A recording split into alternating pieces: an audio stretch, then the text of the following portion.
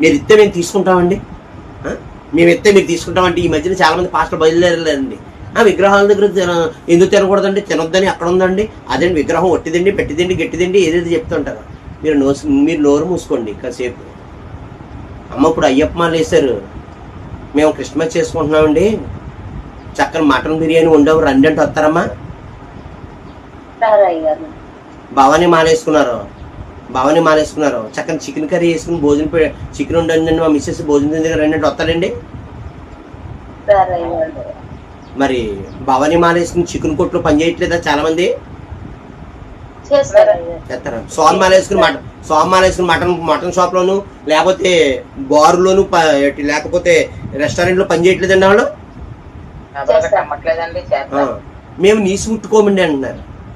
ఎవరో అయ్యప్ప మాల వేసుకున్న వాళ్ళను భవానీ మాల వేసుకున్నాం, నీసు ముట్టుకోరంట. ఎందుకు ముట్టుకోరమ్మా?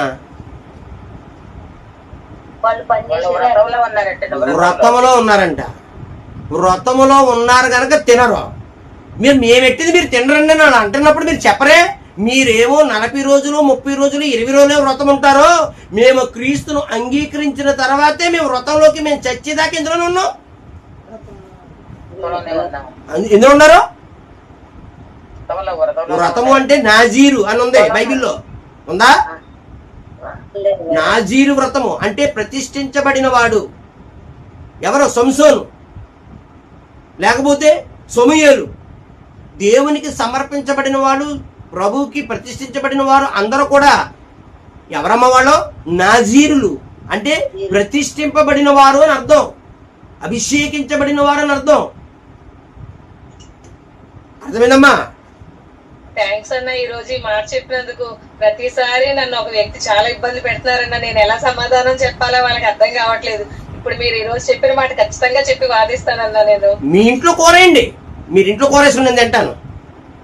అమ్మా ఇంట్లో ఇడ్లీలు వేసాను పెడతాను తింటాను, లేకపోతే దోశలు వేస్తాను తింటాను, లేదా మా ఆయన గారు బిర్యానీ తెచ్చి తింటాను, మా ఇంట్లో బిర్యానీ వండుకొని తెచ్చు తింటాను. అంతేగాని నువ్వు తీసుకొచ్చి నువ్వు ఎవరితో పెట్టుకొచ్చింది మాత్రం నేను తినకూడదు. ఎందుకంటే నువ్వు మాల్లో ఉన్నప్పుడు నేను ఎడితే నువ్వు ఎలా తినవో, నేను మాల్లోనే ఉన్నాను. కానీ ఎప్పటి నుంచి ఎప్పటి వరకు ఉంటాను నేను? ప్రభుని నా సురక్షకుడుగా అంగీకరించిన తర్వాత, యేసు రక్తంలో పరిశుద్ధపరచబడి పరిశుద్ధముగా ఉన్నటువంటి నేను చనిపోయేంత వరకు కూడా ఏ వ్రతంలో ఉన్నానో? పరిశుద్ధుడు అనే వ్రతంలో ఉన్నాను.